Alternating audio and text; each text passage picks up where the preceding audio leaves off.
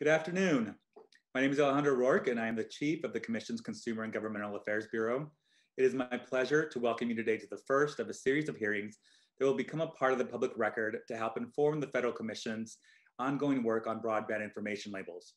Like you, I know what it's like to sit down and try to decide which broadband internet service will meet the needs of my family and my long-term budget.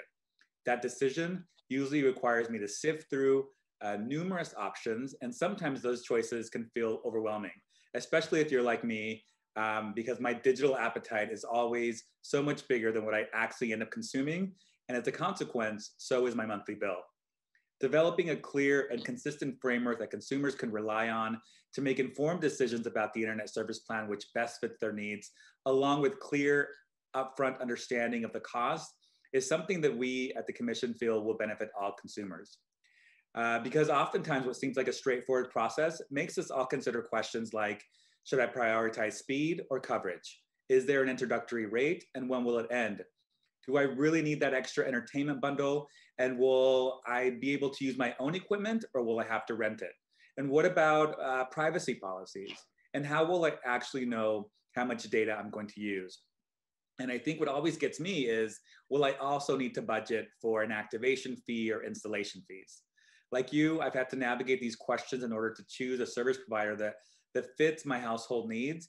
And I think that we can all agree it's not as easy as it sounds. And it gets even more complicated when I'm helping my mom, who lives in another state, explore her broadband choices. Or for households on a limited budget who need to connect to the internet to sustain important aspects of their everyday lives. Consumers around the country have shared their similar struggles and confusion with us at the FCC and with Congress. For example, we've heard from consumers in Ohio, Nevada, Washington State, who experience frustrations regarding introductory rates ratcheting up without their understanding. These consumers want clear disclosures of what they can expect to pay each month, including what any introductory rates might be, and they want to know what the Commission can do to help. Throughout the course of these public hearings, we look forward to working with providers, consumer advocates, academics, and consumers themselves to help us bring consistency and clarity to the broadband marketplace. Fortunately, we have the benefit of a head start on this effort. The Commission considered the usefulness of consumer broadband labels back in 2015, and Congress, recognizing this, established that work as a starting point for our effort here today. Our goal is to build on our work to incorporate what we've already learned since the years of that first creation in terms of new technologies in the marketplace, how consumers are using those technologies, and making sure that everyone can equitably benefit. Today, we will hear from a panel of experts to better understand if internet service providers' current disclosures are working, and to surface what we have learned about what is important to consumers as they make broadband purchasing decisions. Before we begin, I'd like to thank today's panelists for sharing their time and perspectives with us today.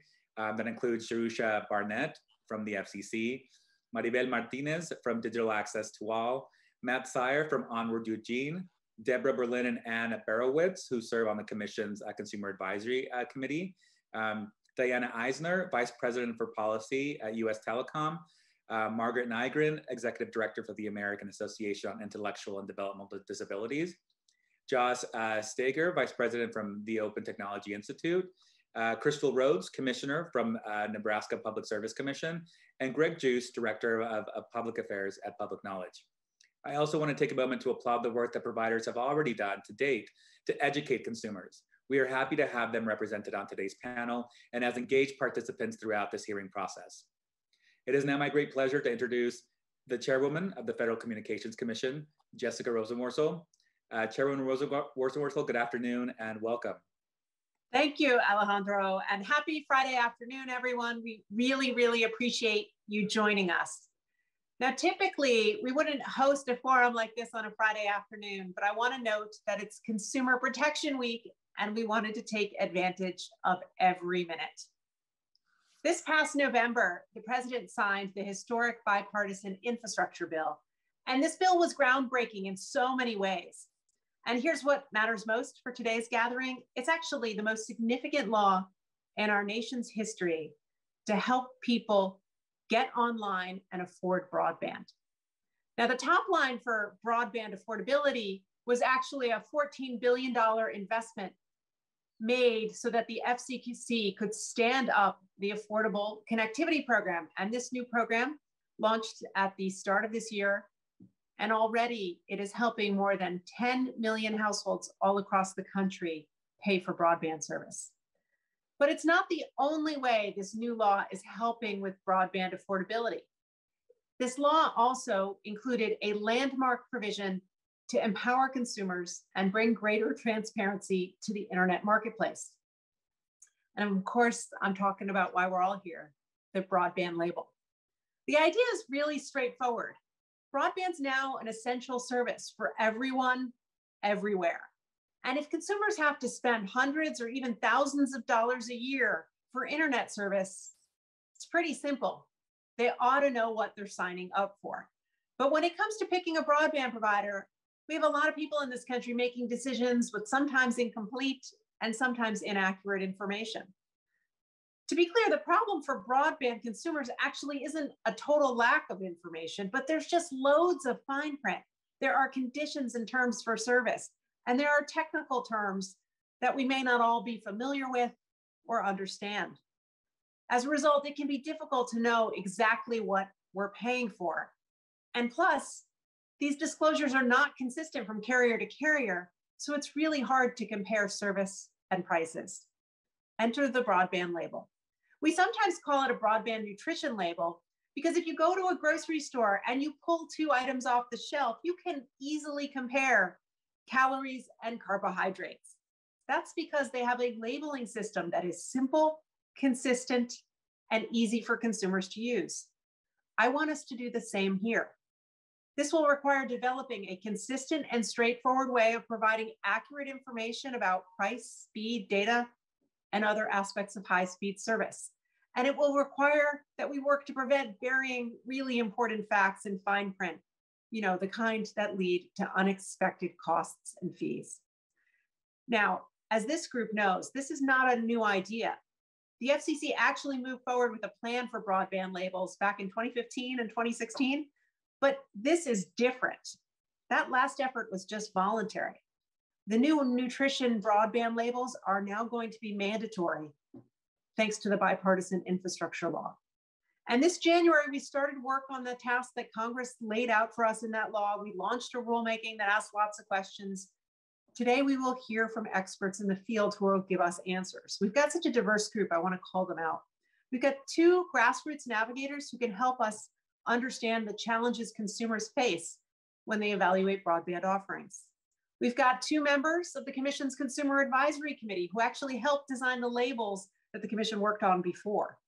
We've got a representative of the telecommunications industry and a state utilities regulator who can tell us what information broadband service providers give consumers now and how that can help them make choices. We've got an expert to talk about the specific needs of those with disabilities.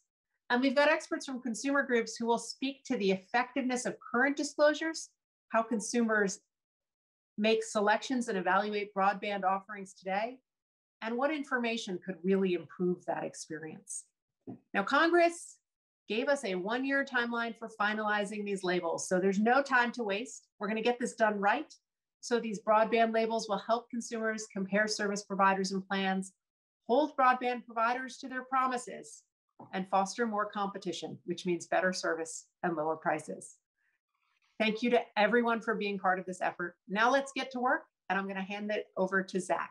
Appreciate all of you being here and being part of this effort. Great. Thank you, Chairwoman Rosenworcel, for your thoughtful remarks and emphasizing the important role of accessible and easy to understand information and its role when navigating the complexities of the broadband marketplace. As you said, I'm not going to waste any more time. Let's just get into it. My name is Zach Champ. I work within the Consumer and Governmental Affairs Bureau, and I'll play the role of moderator for today's hearing. We've checked the live feed, and it looks like we have a lot of folks tuned in. It's an issue that's really important to a lot of people, so we're glad to have you all tuning in virtually. Heads up, if you get pulled away, don't worry. We're archiving the whole event. It'll be available at fcc.gov/events. We'd also like to invite everyone to join in on the conversation by sending your questions to broadbandlabelshearing@fcc.gov. We'll be monitoring that inbox throughout today's hearing, and we've set aside time at the end of the programming to answer some of your questions. Without further ado, our first speakers serve as digital navigators, helping others in their community get connected and find the service plans that may best meet their needs. Their testimonials will provide insights into how consumers compare plans, access information that they need to make informed decisions about broadband services, and provide some examples. So first up, it is my pleasure to welcome Matt Steger, Managing Director for Onward Eugene. Matt? Thank you, Zach, Madam Chairwoman, and members of your office, including Diana Coho, for inviting me to share testimony today from out here in Oregon. I'm based in Eugene, which geographically speaking is located roughly in the center of the state of Oregon, about an hour's drive from the Pacific coast, also about an hour to the Cascade Mountains. It's a very beautiful place, and if you haven't been here, I recommend visiting. Eugene is also located in Lane County, which is relatively large at 4,400 square miles. Much of that is rural. My work focuses on making economic prosperity inclusive, and it frequently takes me to places where the internet isn't very accessible. To help set the table for today's discussion, I have two true-to-life stories to share that from those places and the people that live there. Stories that I hope will illuminate the problems that everyday people face in making purchasing decisions for internet services. On a snowy day back in December, I participated in a town hall meeting in the community of Spencer Creek. Spencer Creek is a rural community outside of Eugene city limits, a community that at that time had very few internet options. The grassroots meeting was self-organized by citizens who came together at the local Grange to discuss what they could do to bring better internet services to the area. As part of that meeting, citizens shared with one another a little bit about their firsthand experiences with the internet services that were already available in the area. At that time, those services were primarily dial-up and satellite-based offerings. The conversations between neighbors that day at the Grange used very little jargon. No one used terms like latency or packet loss. These metrics are important aspects of good internet service, but also not easily understood by most people. Conversations between neighbors focused instead on the basics of the various services. What prices were being paid? What was the speed of the service? Is there a data cap? And is the service reliable? Actually, at one point during the town hall meeting, an individual held up a DVD and he said, "This is what Netflix looks like here in Spencer Creek." I laughed a little bit, but probably shouldn't have. The takeaway from that was that for this individual, the internet was synonymous with entertainment. But for others in the room, it clearly meant being able to access education or being able to communicate with relatives in other parts of the country. For most people there, that snowy day in December, internet access also meant the possibility of keeping a rural way of life viable. And for each of those individual use cases, different services from different providers would likely be the best fit. This was something that the citizens that day could not clearly explain to one another, but perhaps a broadband label can. Citizens understood that they needed a better service than what they had, but were very uncertain about what tier of service they actually needed based on their individual household requirements. This is where broadband labels could be really helpful. A broadband label that not only explains what the service is so that its strengths and weaknesses can easily be compared with other services, but also a label that clearly communicates what types of use cases the service can actually support. My second story comes to you from the community of Blue River, Oregon. The rural unincorporated community of Blue River is about 45 minutes east of Eugene and is one of the most challenging places in the state to get internet access. That was even before the Holiday Farm fire ravaged the area in September of 2020. Not only did that wildfire burn more than 170,000 acres, it destroyed nearly all of the telecommunications infrastructure in that region. Over the last year and a half, the community of Blue River and internet service providers there have begun to rebuild. Along the way, there are frequent community conversations, mostly on social media, about what internet service providers are the best. In helping community members navigate the purchasing process and reading hundreds of conversations on social media between well-meaning neighbors working to help each other, two things stand out. One, there is frequently a significant difference between advertised up to speeds and typical speeds experienced by most subscribers during periods of time where the internet is in high demand. Two, many consumers cannot easily translate quantified service metrics like speed, especially upload speed, to match their individual needs. This second point is especially important in the context of the pandemic, with many children participating in remote learning from home.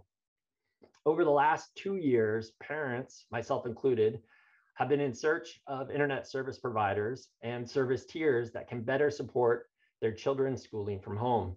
Emerging technologies like low Earth orbit satellite and expanded coax-based services in rural areas make this search a daunting task for even the most educated parents, especially with so much information about these services carried in the fine print of service marketing. In closing, there's a real need for objective, readily available, and standardized information about internet services. Broadband labels would be especially useful in underserved communities to aid in internet adoption. Labels that are styled in a simple format could really help consumers easily compare service offerings across ISPs and also understand what the services are relative to their individual household needs. A broadband label that provides clear, objective data, along with education about how to translate that data into useful information, would be very helpful to Oregonians and consumers across the country.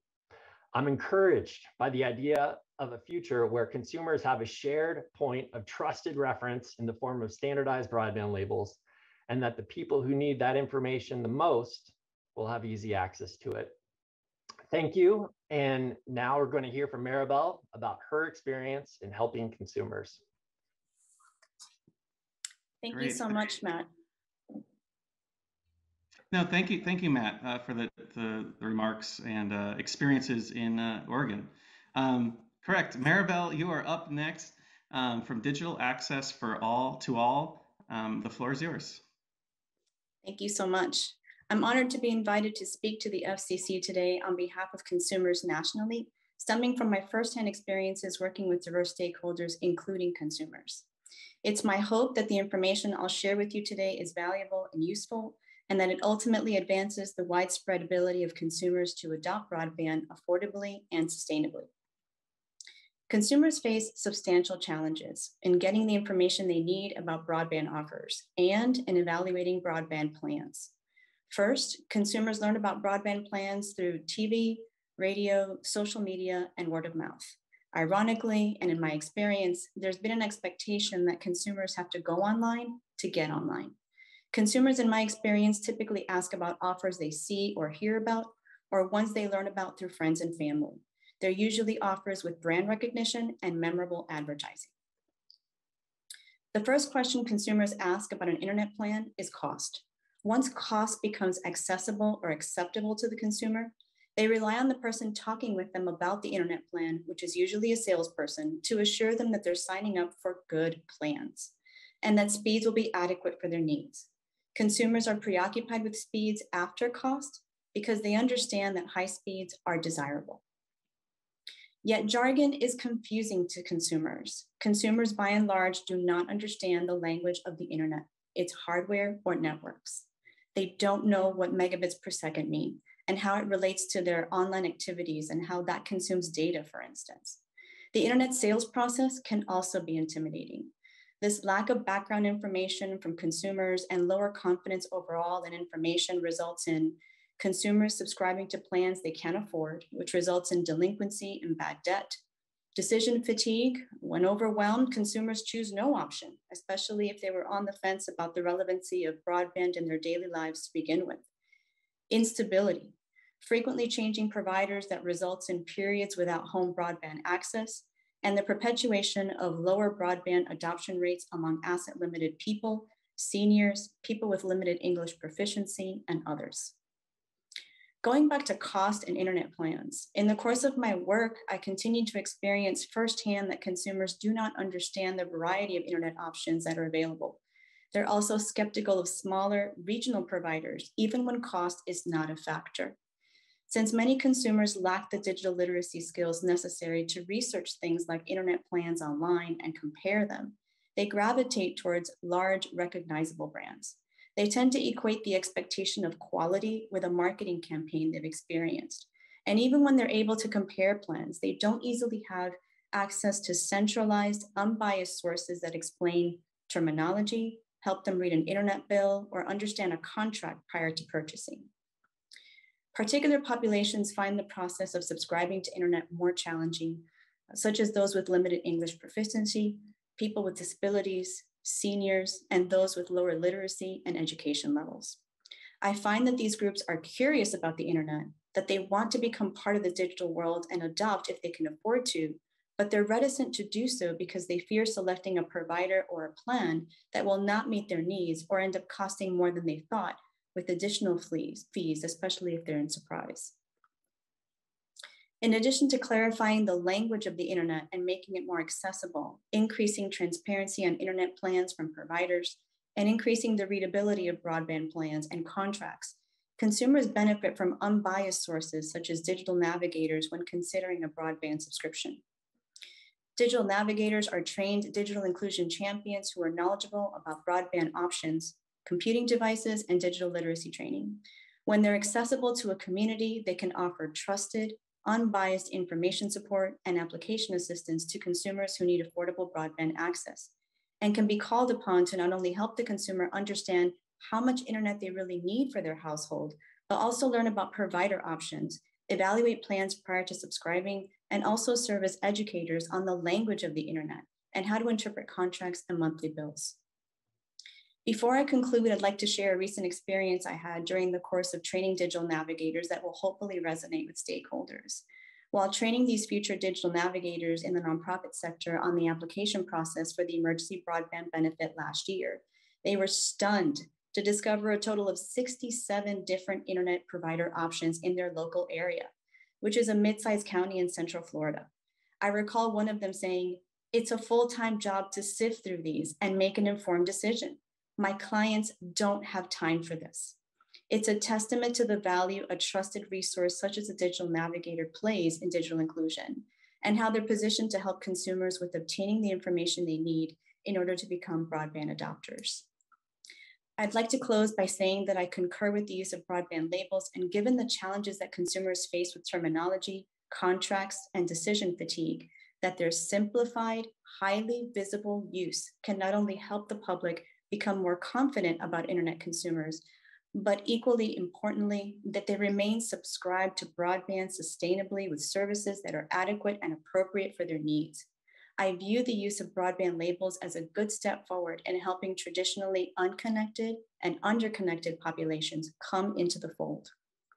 I want to thank the FCC again for inviting me to speak today on behalf of consumers. This concludes my comments, and Zach, I'll pass it back to you. Thank you, Maribel. Thank you, Matt, for those examples and really areas where it focuses on communities, where the rubber meets the road.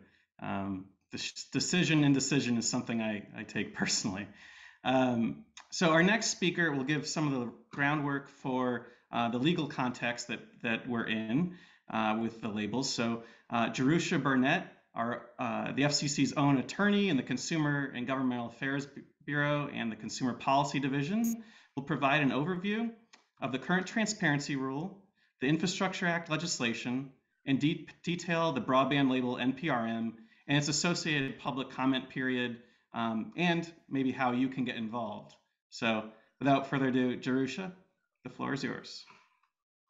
Thanks so much, Zach. And yes, as Zach said, I'm going to be covering the existing transparency rule along with the background on broadband labels, Infrastructure Act, and the notice of proposed rulemaking the Commission adopted this January to implement the portion of the Act that applies to broadband labels.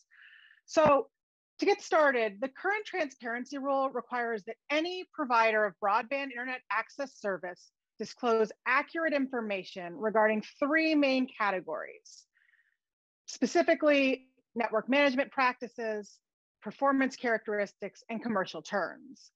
To break these down a little bit further, let's look at each one so we know what's included in them. First, we have network management practices. Those include blocking, throttling, affiliated or paid prioritization, congestion management practices, application-specific behavior, device attachment rules, and security practices. Note that all of these particular practices are detailed in the 2017 order that adopted the current transparency rule. Now, there are some exceptions, particularly in blocking and throttling, for what we call reasonable network management practices. The Commission has defined that to mean a practice appropriate and tailored to achieve a legitimate network management purpose, taking into account the particular network architecture and technology of that service. So there may be some instances where these would not necessarily need to be disclosed. Taking a look now at performance characteristics, those include a service description that includes the expected and actual speed and latency, as well as the suitability of the service for real-time applications.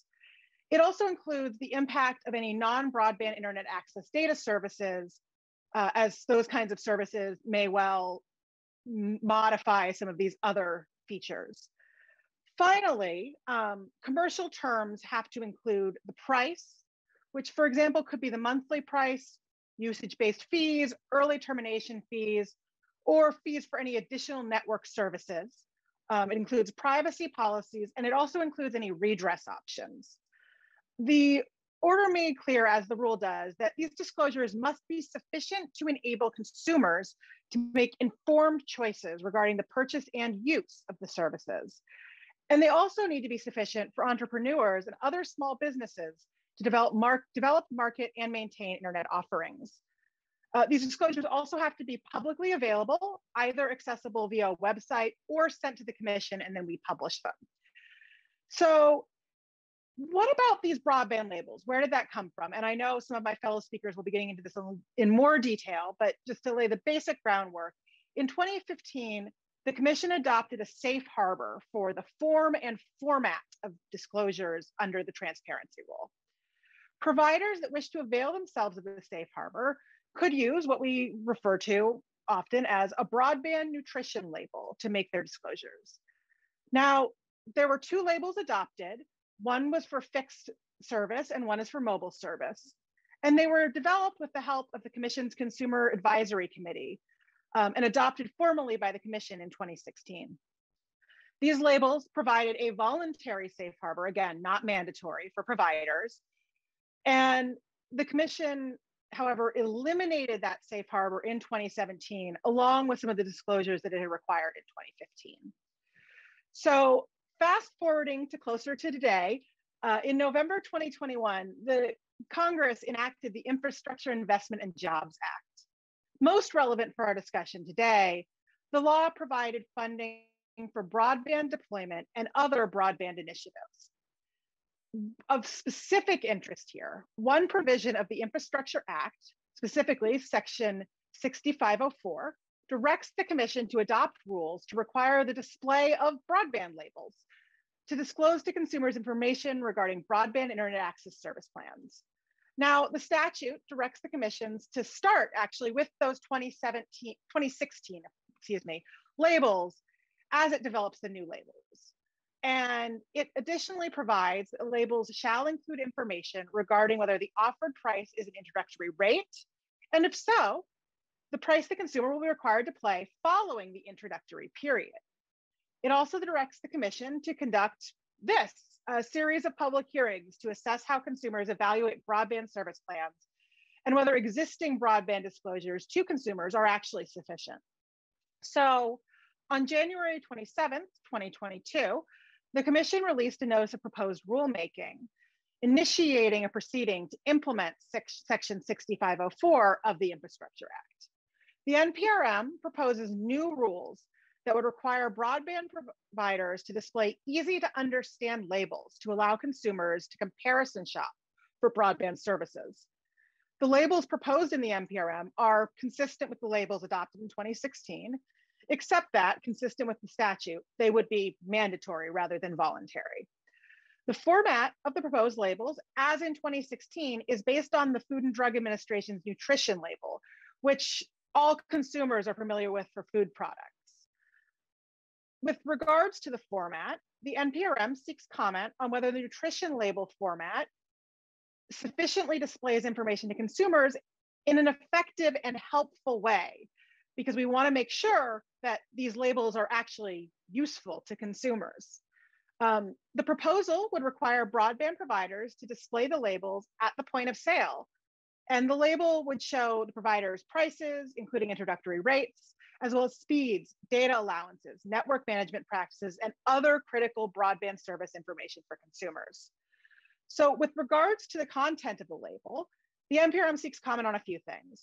First, it seeks comment on whether broadband service offerings and consumers' use of broadband services have changed sufficiently since 2016 to necessitate modifications to the label's content or format. It then asks whether there are any other reasons to change the content or format of the labels, as well as whether the 2016 label content includes all the information consumers need to make informed decisions. In other words, is there anything missing from the label that should be there? And then finally, whether there's any information contained in the 2016 labels that really is no longer necessary to serve the goals of the Infrastructure Act or the Commission, or that might overwhelm consumers with too much information. It is, of course, important to balance the need to give consumers valuable information with any potential concerns that information could be confusing or overwhelming. At a minimum, the NPRM proposes to require that the labels be displayed on a provider's website and seeks comment on whether the labels should be displayed at other points of sale, such as at retail locations or on apps or on other online platforms, or perhaps presented during telemarketing calls. The NPRM also asks how to best ensure that any required labels are accessible to persons with disabilities. Additionally, the NPRM seeks comment on enforcement issues related to the broadband label requirement, including how the Commission should ensure the accuracy of label content. Finally, the NPRM seeks comment on implementation issues, including the time by which broadband service providers should be required to display the labels. Now, we welcome any comments from the public on this proceeding.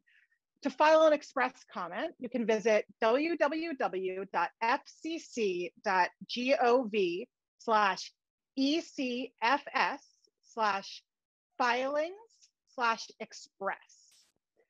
You'll need to enter a docket number for the proceeding. That docket number here is CG22-2. The initial comment deadline has passed, but reply comments are due by March 24th, 2022. As one final note, the Infrastructure Act requires the Commission to complete the rulemaking within 1 year, which is November 15th, 2022. Thank you. Back to you, Zach. Thank you, Jerusha, for setting the table for us on how we got here and some of the things to consider, and especially grateful for detailing how to participate in the record. We'll have more information about that later in the program as well. Now is also a good time to mention that this hearing itself, the record of it, will be a part of the record. So we look forward to considering that as the labels are formulated. Moving right along with the agenda, our next two speakers had a front row seat in the room where it happened, serving on the Consumer Advisory Committee during the development of the 2015-2016 labels that form the starting point of our current proceeding. I anticipate we'll also get to see the labels we've been talking about as well. So they form the starting point of today's proceeding that we're discussing, and we're happy to have them come join us and provide deeper context into the process as we continue this conversation. Our two speakers are Deborah Berlin, Deborah currently serves as one of the co-chairs for our Consumer Advisory Committee and is the Executive Director of Project to Get Older Adults Online, Project Goal, and Ann Berkowitz Senior Vice President and Chief Administrative Officer, Strategic Public Policy and Number Administration for Somos. Deb and Ann, I turn it over to you.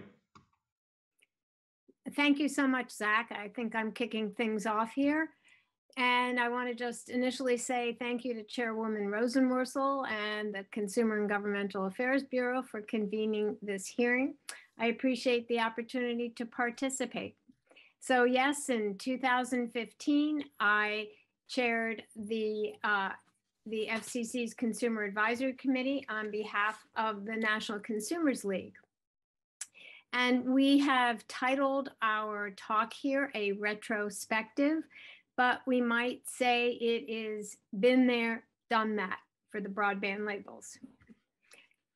Next slide, please. So today, Ann and I are going to go through the following. We're going to talk about our mission.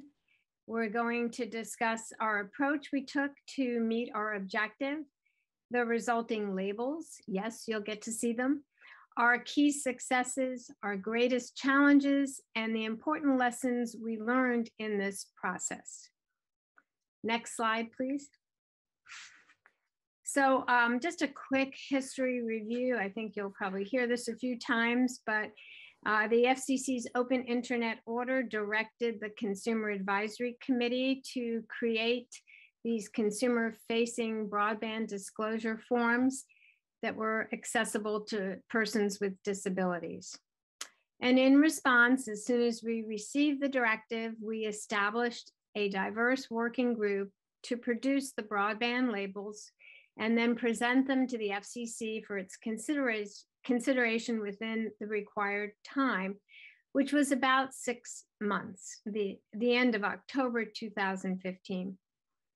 I chaired the working group, which consisted of 10 members of the CAC, representing a balance of consumer organizations, the disability community, and the industry, both fixed and mobile broadband providers. Next slide, please. Once we established our working group, we rolled up our sleeves and got to work. From May to early October, we met at least once a week.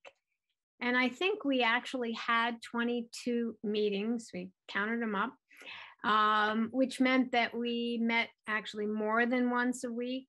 And there were, in addition to our weekly meetings, we conducted research.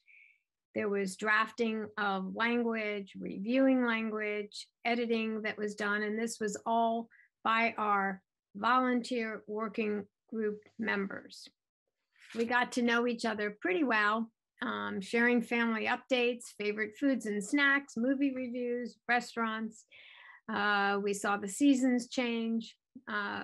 So each of our working group members brought expertise to the table. We drew upon consumer advocates' knowledge of the customer experience, industry's expertise, and the disability advocates' important input on their community's perspective and special needs. FCC staff were invaluable in sharing technical and legal information for background and guidance as appropriate. And it was great to hear from Jerusha just now. We actually relied on her expertise through the initial process as well. So FCC staff were definitely great resources. The members all took a collaborative approach driven by the objective to meet and exceed consumers' interests throughout the process. And at the end, we met with success. As Caesar said, we came, we confronted the labels, and we conquered. In October, before the deadline, the working group proposed fixed and mobile labels that were unanimously approved by the full CAC. And we were very proud of the fact that it was a consumer advisory committee that was diverse representing an interest from the industry, from consumer groups, disability groups, and other nonprofits that were able to come together with these labels. Next slide, please. So the results. To take a look at these labels, I'm now going to turn to Anne to share that information. Anne? Thanks, Debbie. As she said, we had success, and the result was we created the two labels. We have the fixed and the mobile broadband labels. You know, the first thing we did was look at fixed and mobile broadband and determined that really there was enough differentiation in how consumers used the two products and also how providers offered the services. So we decided there were two labels. So let's take a look at them. First up, the fixed broadband label. Next slide, please. Looks like a consumer, looks like a food label, doesn't it? But the idea was to have it clear and concise and easily legible to look at. And then we also did similar with the broadband label. Next slide. Similar to, you know, that food label. That was sort of our goal. But how were we successful? What worked? Next slide, please. Really, as Debbie mentioned, it was a diverse group. And as you can imagine, we came in with very different opinions and were very far apart in our ideas of what this should be. So the group really worked and established and maintained a culture of respect. I want to say Debbie, as our leader, really drove in this direction and helped lead us there. And she always ensured that all the voices were heard and opinions were considered. The members really worked hard to avoid their individual interests and always keep that consumer perspective in mind. What does the consumer need? And how we really accomplished this is we started with the low-hanging fruit, like, should we have a difference between mobile and broadband, or can we do the one same? Areas that we had relative agreement, and this really helped us break the ice and get to know each other as working colleagues and become sort of a cohesive group, so that when we got further down the road and hit some of the more challenging areas of compromise, we had better working relationships and were able to move forward. We did have our challenges. Next slide, please. We had some things to learn here. One of the biggest challenges, and Chairwoman Rosenwortel talked about this, is synthesizing this complicated information, technical talk, into a simple format that was valuable to, that added value to the consumer and could give them an opportunity to do an apples to apples comparison across broadband providers. And these plans are complicated. Getting it to fit into a single label and that's meaningful to the consumer was a big challenge. We really struggled and tried to remember, what does the consumer really want to know versus what we thought they wanted to know. We were there for our expertise. We were all telecom and broadband policy wonks. We live and breathe this stuff. Consumers, you know, we would go down rabbit holes the consumers really didn't need to know about. I remember spending a lot of time talking about, I think, packet loss and latency, which, while important, is that really what's going to drive the consumer to make a decision? So as the group moves forward, I think we've learned some lessons that we could help impart to the new group looking at these labels. Next slide, please. Really, the main one, stay the course towards that objective. Keep that North Star, and remember, you're there to determine what adds value to that consumer. What does the consumer want to help with the choice making? And really establish that culture of respect and trust in the process. And then to do that, you really need to leave those individual agendas at the door, come to the table, and know you're going to have an open mind and that compromises are going to happen across the board. And that will help move things forward. Debbie, you want to add something? Yeah, I'm going to wind it up here and talk about our final lessons learned. And as Anne mentioned before, we tried, and we would recommend not getting too complicated. Oh, can we go back to the last slide? Well, I think I've got it. We recommend sticking to a there we go. Thank you. Sticking to the simple path and not unnecessarily complicating things. So, you know, not getting too bogged down in some complicated matters, that consumers don't necessarily have to get bogged down into themselves. And finally, and I think this is most important, is remembering the end goal and the value to consumers. This is all about consumers, and we kept on trying to keep that top of mind as we went through the process. What is most important is the value, and that this is all about the consumer. Thank you very much. Thank you. Thank you so much, Debbie and Anne. And as they say, Rome wasn't built in a day, but the consumer labels have to be finished by November. So, but thank you for the detailing, the background of how we got here, and especially grateful for your service on the CAC. And thank you for detailing some of the culture that you instilled as you worked on some of these tough issues. Our next set of speakers will address a variety of areas as we consider updates to the consumer broadband labels, ranging from how to ensure the labels are accessible to persons with disabilities, what role state and localities have with arming consumers with up-to-date and accurate information about broadband services, and others.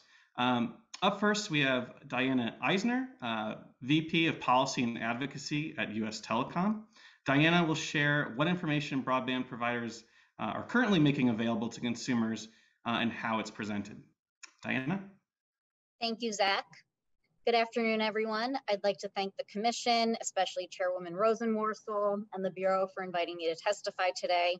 It's an honor to be a voice for the broadband providers who get and keep Americans connected each day. Broadband has become a cornerstone of American life.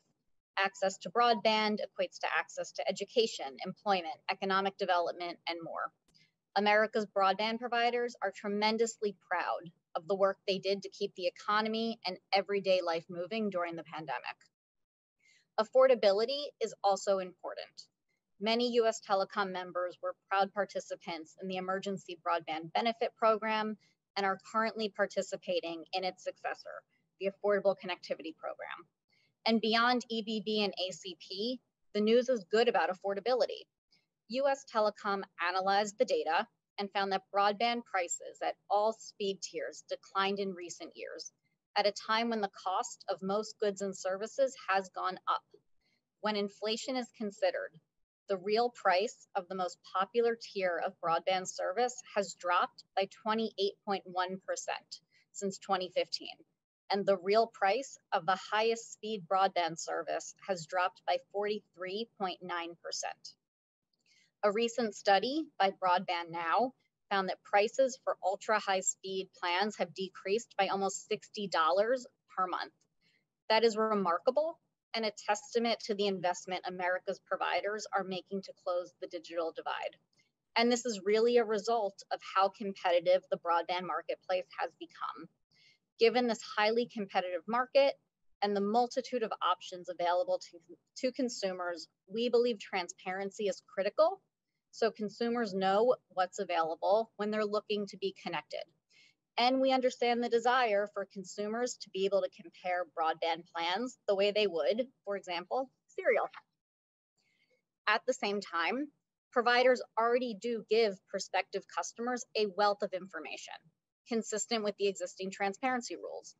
One caveat before I get into the details of what information is provided. I am going to describe what a typical provider does based on my own experience working at a company and working with industry. We hope this information will be useful to the Commission as it moves forward with this proceeding. When a consumer visits a provider webpage to shop for available plans, because in our experience, that is overwhelmingly how consumers start their search for broadband, they are presented with offering information, including speed, data capacity, monthly price for service, duration of any promotional offer, and the price thereafter, any other one-time and recurring fees, such as installation fees and equipment fees, network management practices, network performance for speed and latency, and privacy policies are also made available on these pages via a link to the relevant policies embedded on consumer-facing pages. When a customer wishes to purchase service, they are again shown these details and asked to confirm receipt. If the order is placed over the phone, The agent will email or text a link to the customer agreement, which contains all of this information and which the customer must acknowledge receipt of before the order is confirmed. If the order is placed online, the customer will be shown the relevant information and asked to confirm receipt before the order is submitted. Once they've purchased a service, providers send a new customer and order confirmation, which contains their pricing and speed information, along with links to the various policies. Every month, customers get a detailed billing statement with their speed and pricing.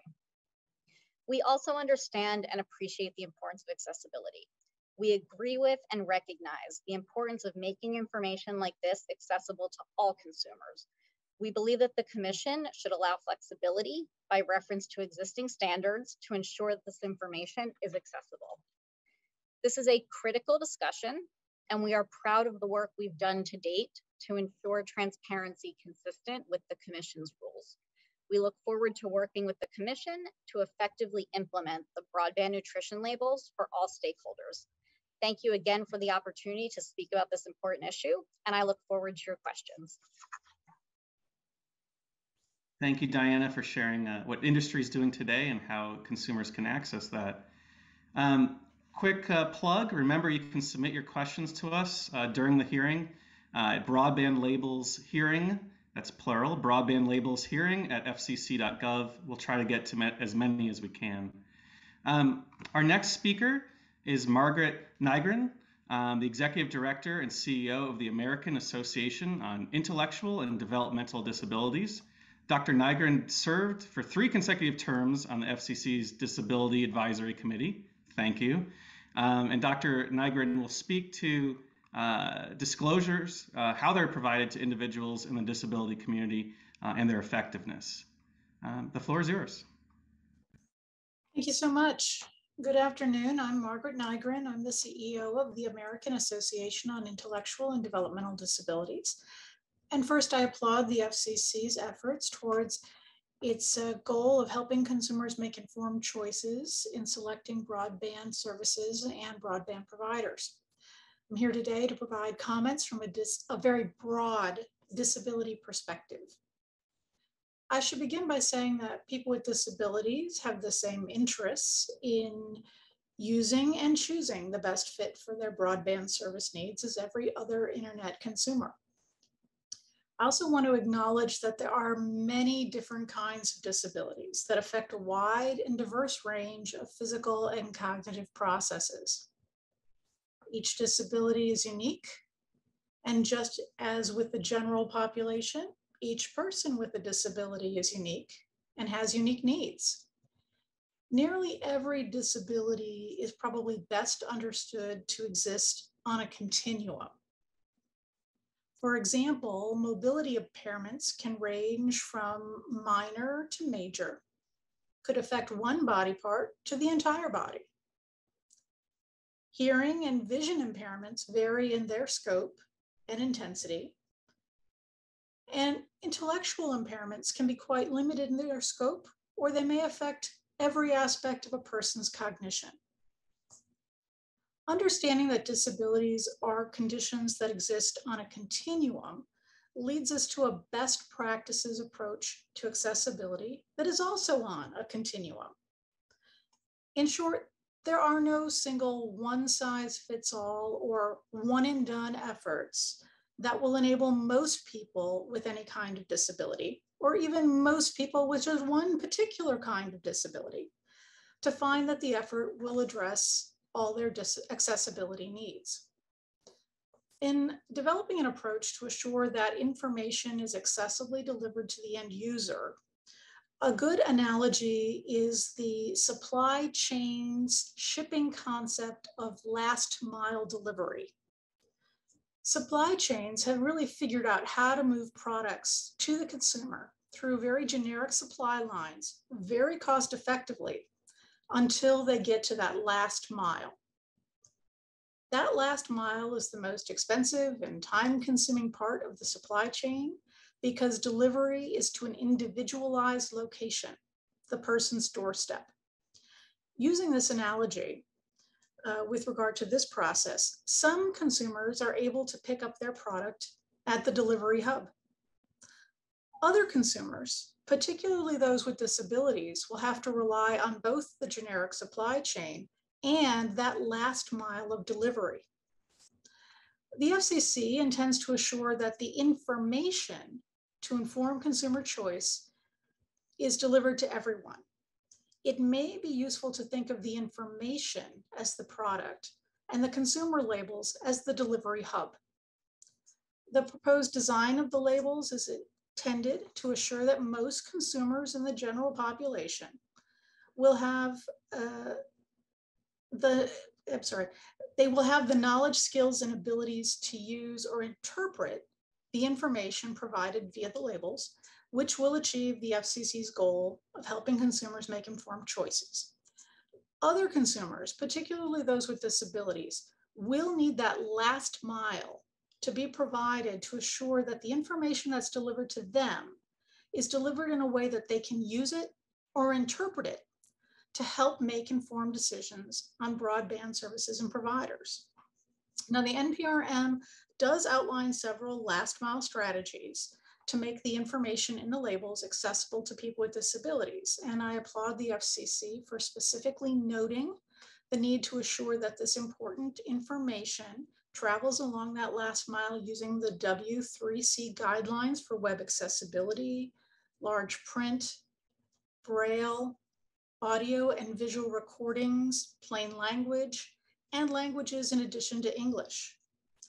I would suggest to the FCC, in developing the implementing regulations, to also consider the following points. It is the information itself and not the label that must make that last mile.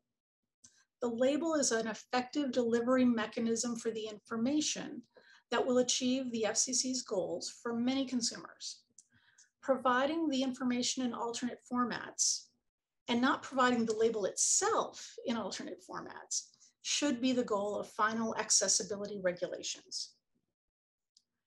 Also, a set of knowledge, skills, and abilities is in fact required to use or interpret the information to be contained in the labels.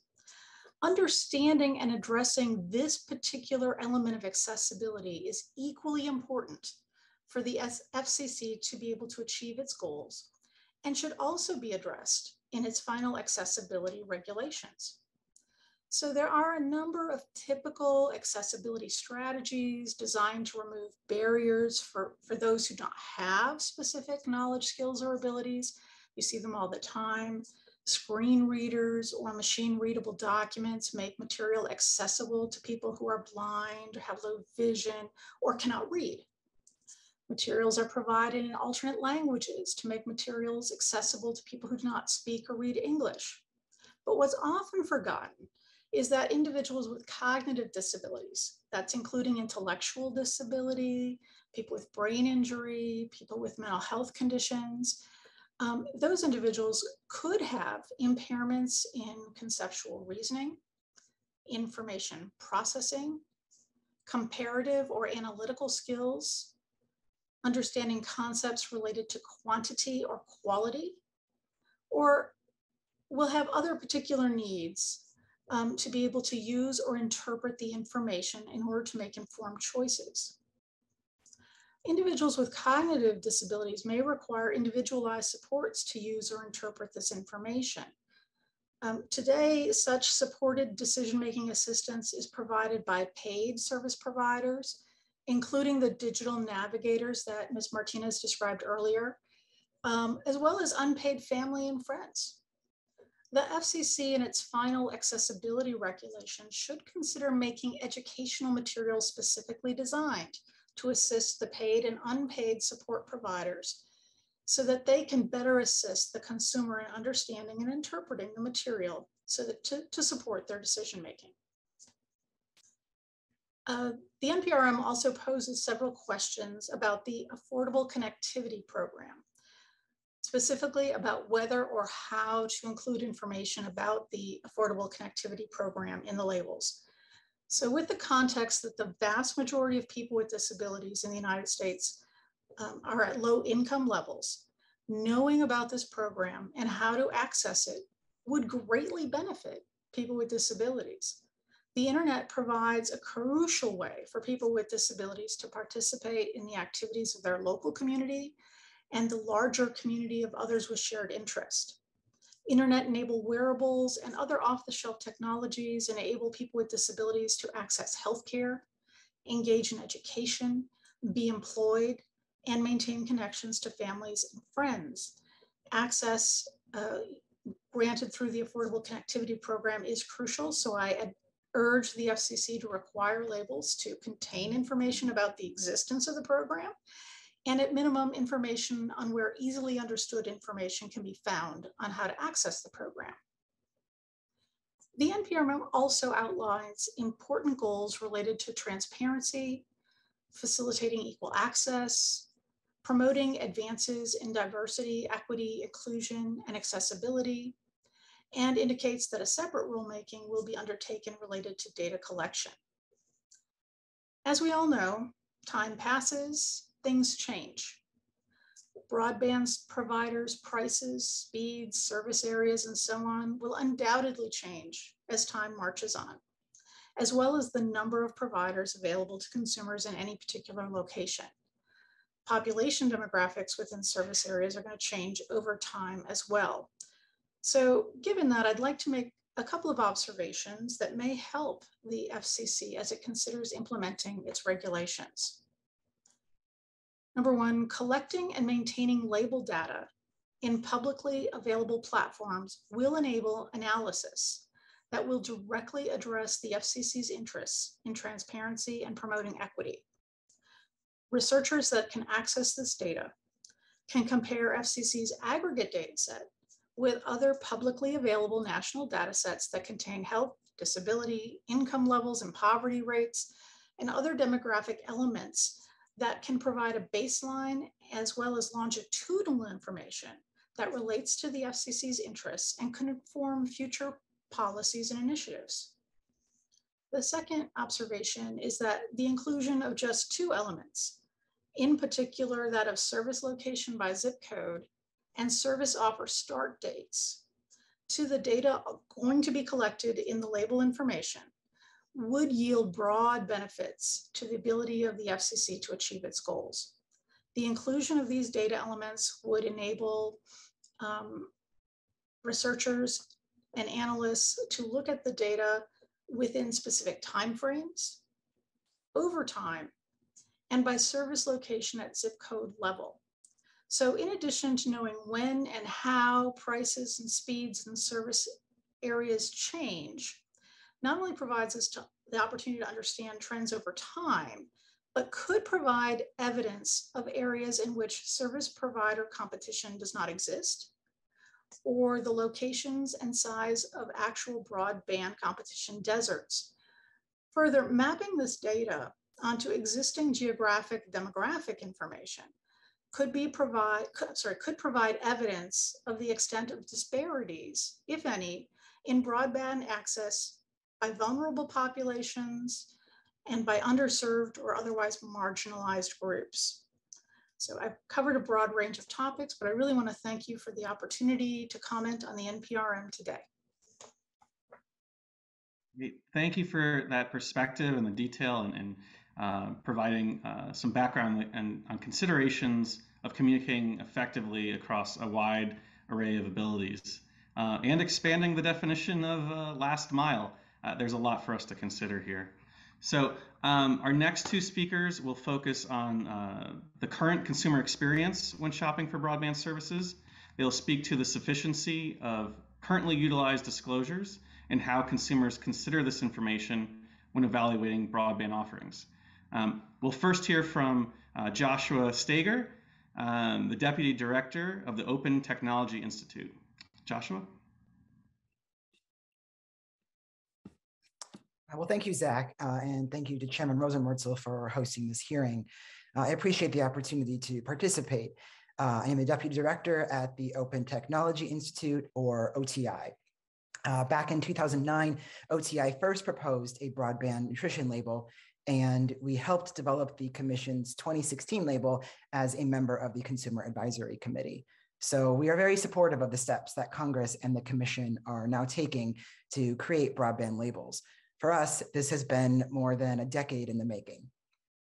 OTI has spent years studying the broadband market and advocating on behalf of consumers and the public interest. We have published 6 studies on the cost of internet service and how those costs are disclosed. Through this research, we have reached an inescapable conclusion. Broadband disclosures in the United States are extremely opaque and confusing for the average consumer. This environment is ripe for billing surprises.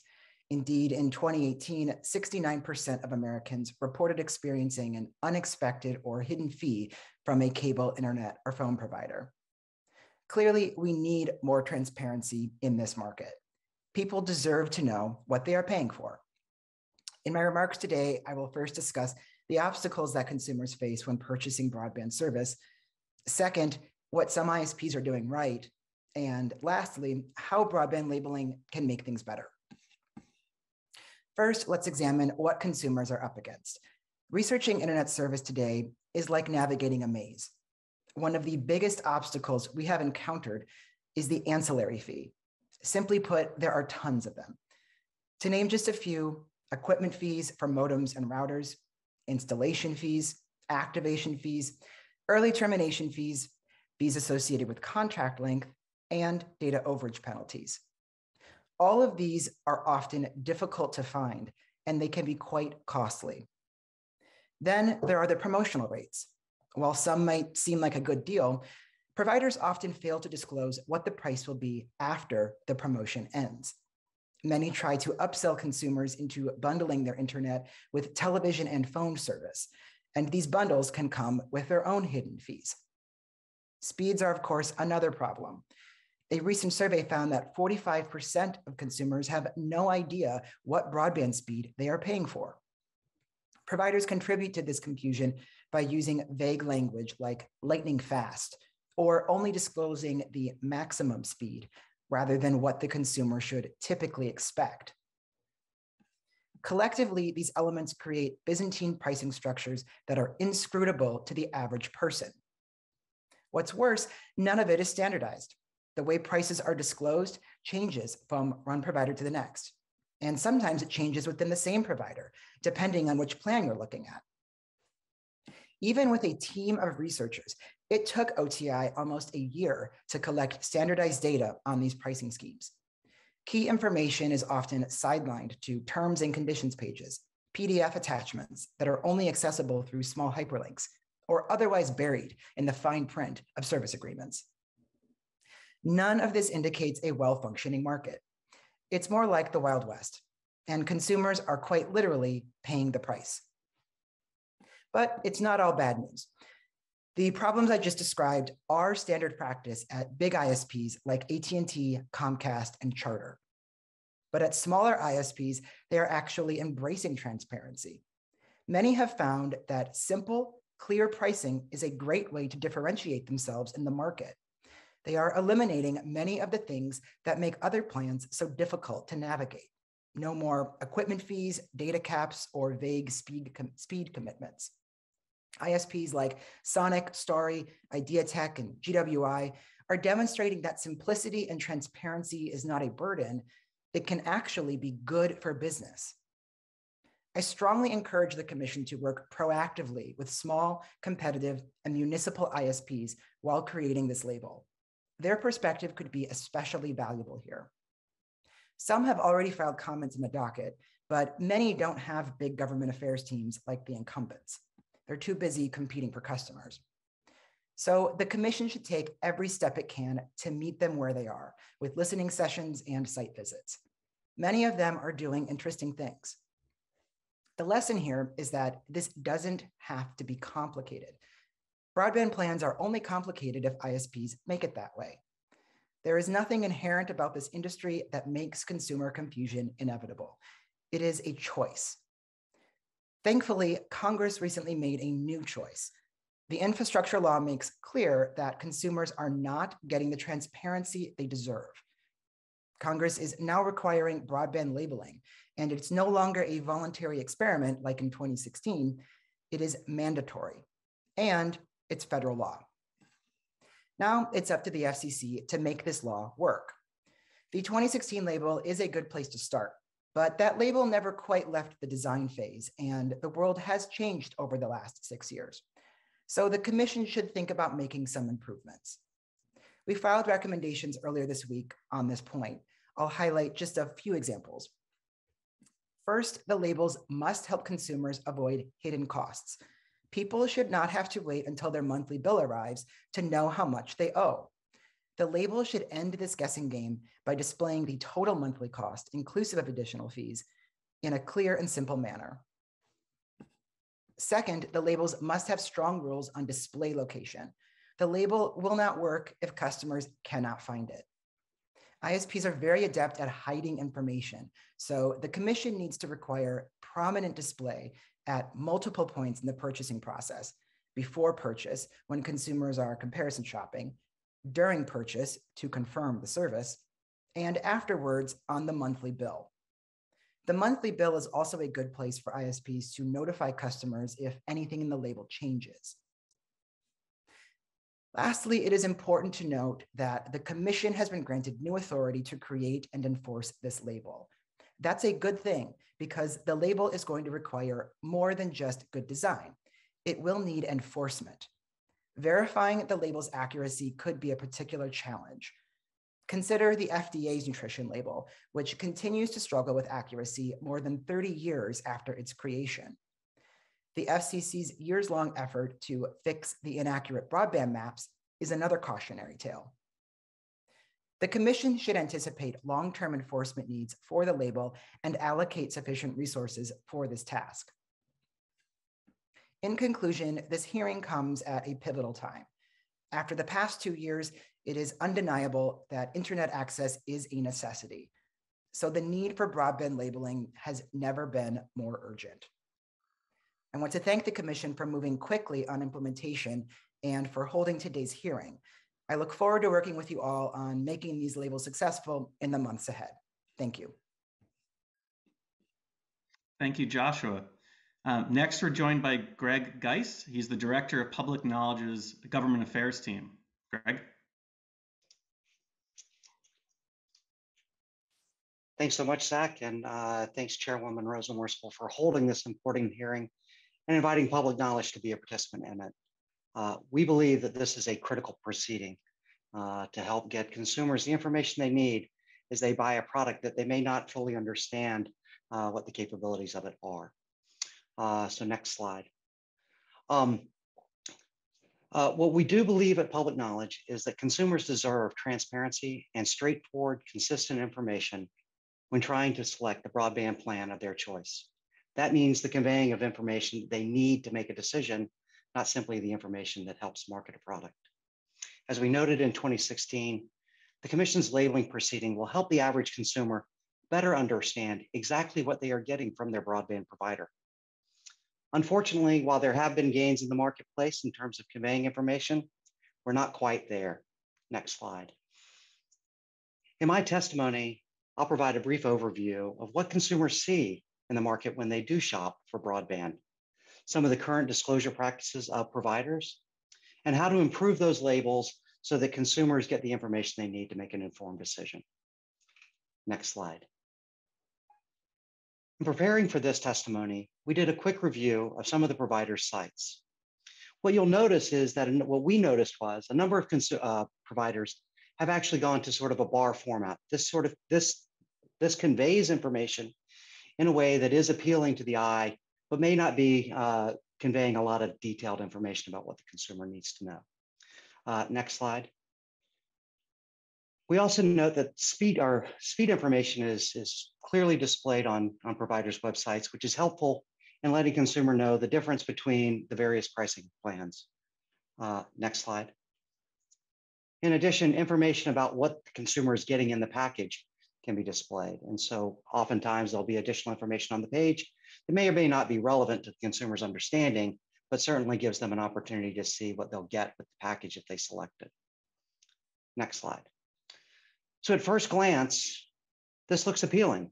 However, after digging in a bit more, you find that the information being conveyed to consumers is largely marketing information, not information they need to make that decision.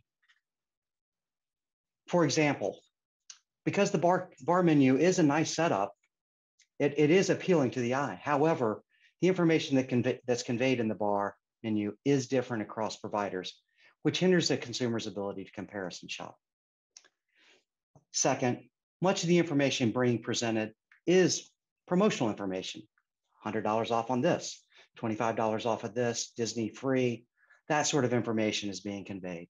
What's not being conveyed is the detailed information consumers need. For example, speed data. While speed data is listed, it's often up to data. And that data is listed as may vary, your actual speeds may vary from the advertised speed that you're being offered. Additionally, the speed data isn't given context. So a 50-20 plan, a 100-100 plan, or a gigabit plan, oftentimes the consumer's left to guess whether they need that speed of service. I will say some providers within the page, after a few links, will tell you things like you can manage up to 11 devices on this program, or this is good for emailing and web browsing. But that information is not presented in a consistent fashion to consumers so that they can make an easy decision around this.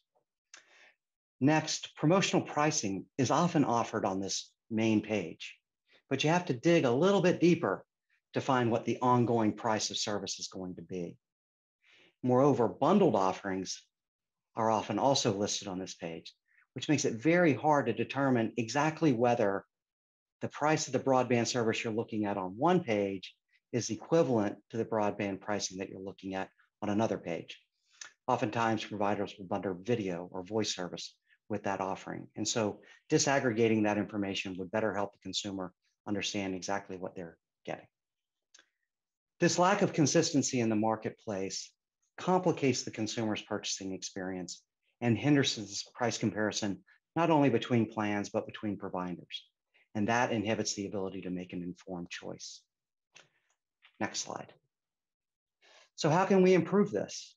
Like I say, providers are doing some things better than what they were in 2016, and they should be encouraged to continue to make those steps.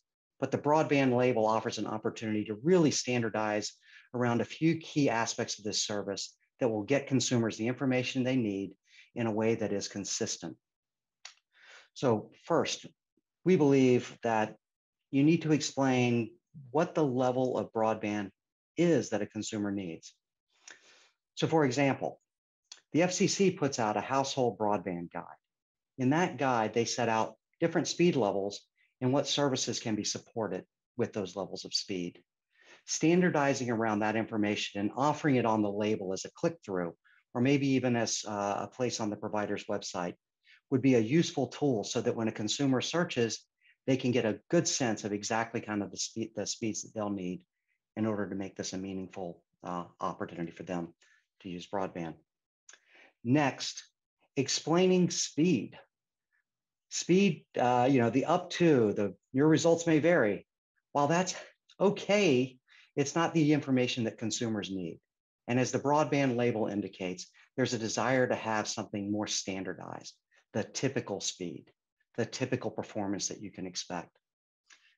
This is important because the commission should, as part of this proceeding, define what typical means from a very technical standpoint.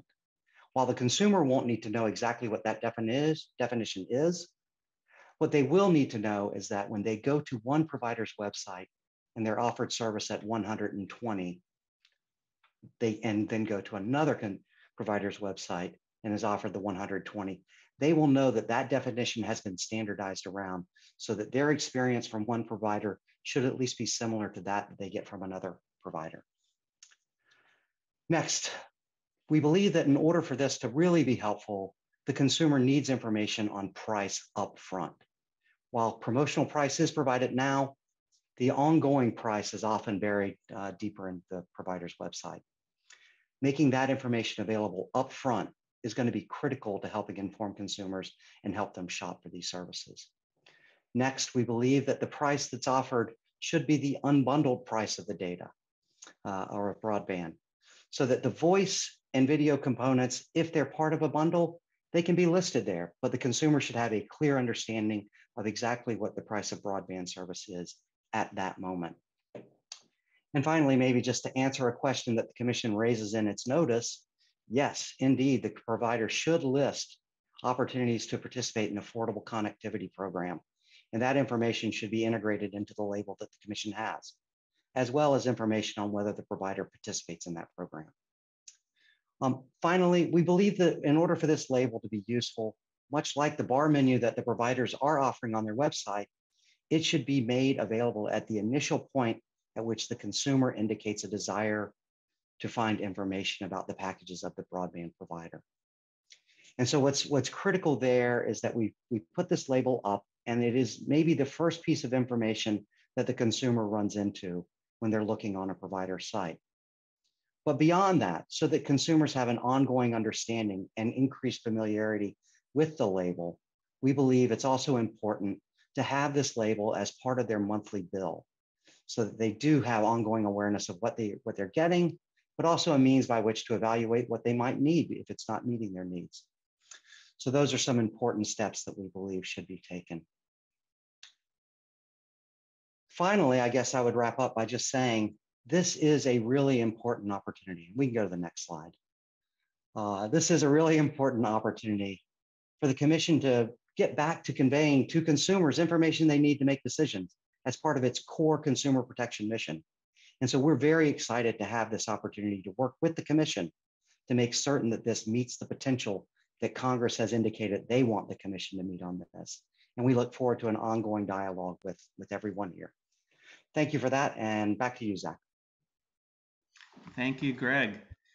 Our last panelist today is Commissioner Crystal Rhodes, who has served as on the Nebraska Public Service Commission since 2015. She also serves on the board of directors for the National Association of Utility Regulatory Commissioners, NARUC. So I will hand it over to Commissioner Rhodes, who will detail what role states and localities have when it comes to disclosures of plan information to consumers and its impact on consumer choice. Commissioner? Good afternoon. I'd like to thank you for inviting me, and a special thanks to Chairwoman Rosenworcel for giving me an opportunity to weigh in and share some of my observations about the need for broadband consumer labels. One of the most frequent complaints lodged by consumers to many state commissions are related to billing and service quality issues. Customers frequently receive unexpected surprises on their bills, and some of them also experience service quality issues related to the business practices of those internet service providers. These surprise charges and reductions in speed and quality can lead to substantial hardship and sometimes disruption of service for those consumers. And what's quite striking about that is that there's almost no standardization about how that information related to those practices and the billing is communicated to consumers from carrier to carrier. In the age of coronavirus, the disruption of service can have a devastating impact on families. It impacts their ability perhaps to access employment or educational opportunities, as well as services like medical care or access to medication or even groceries. And for some of the most vulnerable among us, this is an incredible hardship. If there was any question about the role of the internet and its necessity prior to the beginning of the pandemic, that question has largely been resolved by the events of the last couple of years. I enthusiastically support the action being undertaken by the Commission to revisit the broadband consumer labels. It is a tremendous opportunity to help the public by improving the understanding of pricing, service level, data allowances, speeds, and the carrier network management practices. The use of standardized broadband labeling will allow those consumers to make better decisions about what services they need and what service they should expect to receive and at what price. The 2016 broadband labeling effort was definitely a step in the right direction, requiring simple to understand formats and describing key factors to consumers. And doing so in plain language really helps them to make informed decisions.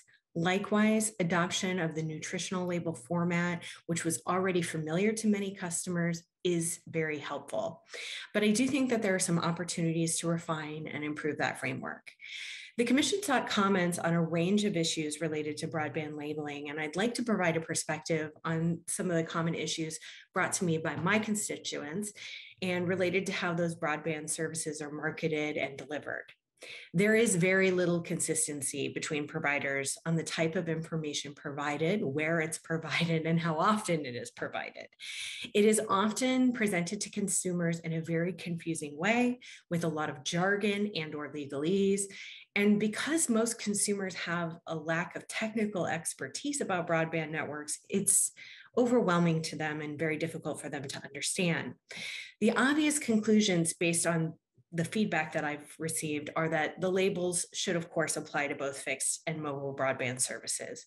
They should provide information about pricing, specifically the introductory rates, the durations of the discounts, and the rates after the promotional period. The monthly data allowances, the overage rates, the equipment fees, the other monthly fees, the one-time fees, the early termination fees, and the bring your own device information are all things that customers need to have easy and understandable access to. The labels should provide information on speed, latency, and network management practices, as well as the privacy policies. But that information needs to include a glossary of terms that is spelled out again in that very simple layman's terms, so that the customer can actually understand the impact that those things have on their service and their monthly bill. Because speed and latency and network management are really, really complicated for consumers to understand. And most consumers don't have the necessary working knowledge of telecommunication networks to be able to meaningfully manage those concepts. So it's really critical that we're providing it to them in a consistent way and in plain language. I agree that it's helpful for consumers to know that information if they're able to understand how it's going to impact the cost of the service and the quality of their service. But my experience with customers is that only the ones that already work in IT or are telecom professionals or who have particularly robust online gaming habits actually understand any of that subject matter. So we must require definitions for those terms that are extremely simple to understand and to find. And we're going to need to provide some basic guidance on the types of speed required for different online activities and the amount of data required to support their usage. Currently, many, if not most consumers, are relying on the marketing departments of their ISPs to guide them in their purchasing decisions when they're selecting their plan. And this often results in an upsell to the consumer because the consumer doesn't possess the knowledge necessary to select a plan that actually fits their needs. I'll give you a couple examples. I was contacted by an elderly woman recently who was having an issue with her bill. She had one adult child living with her that assisted with her care. There was no gaming happening, very limited streaming because of course they still had cable. And the internet was being used just a couple of hours a day, mostly for surfing the internet, emails, and text messages when the mobile devices were connected to the home Wi-Fi. It would be very rare for more than 3 devices to be used at any given time in the household, but they were subscribed to a plan that included service of 50 by 10 and 1.25 terabytes of monthly data. Now, that was clear on the bill, but she nor her adult child had any working understanding of what that actually meant in terms of the type of service that they were providing or the type of service that they needed to continue to enjoy the internet in the way that they were currently using it. That's a huge problem because in order for the labels to be effective, we're going to have to provide the consumer with a little bit more context, especially as it relates to how much they actually need. It's a stunningly small group of consumers that actually understand that information. Another example, I was contacted by another constituent who thought that he had changed to an unlimited plan, except it really wasn't an unlimited plan. Buried in the terms and conditions, there was information about a data cap, and once exceeding that cap, overage charges, but it was marketed to him as unlimited. So as a result, he was charged hundreds of dollars for exceeding the data cap, and he actually thought that he had averted the problem of the data cap by changing plans, which he had not. So he ended up with an obscene bill. And making matters worse, once he reached the cap, the carrier engaged in throttling, which actually ended up harming his business. He didn't know what throttling was until he got entangled in the billing nightmare and ended up at our commission, and there was someone there to explain it to him. All he knew was that he was paying an awful lot and not getting the expected service. So to that end, clear definitions are really needed. The average consumer doesn't know what blocking or throttling or paid prioritization means to them and their service or the cost of their service. So we think that the definitions or a glossary of terms would definitely help protect consumers against those surprise increases in billing or decreases in service quality. There's also been discussion about whether or not labels should include information about the quality of the bundled service. And I think one of the examples that was given in the notice, the rulemaking, was about video resolution, and it talked about the 480i or the 1080p or the 4K quality. And I will tell you that very few consumers would even be able to tell you that that refers to resolution.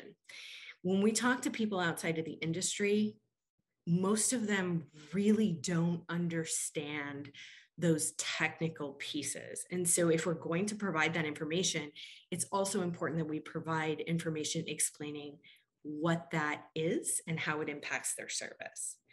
So I think that it's important to provide that information, but we've also got to provide some basic information about things like speeds and how different activities or different levels of speed are required for different activities. Otherwise, I'm concerned that we're going to continue to have a system where the customers really aren't understanding what they should be paying for. Another challenge is that many customers don't have good information about their actual data consumption.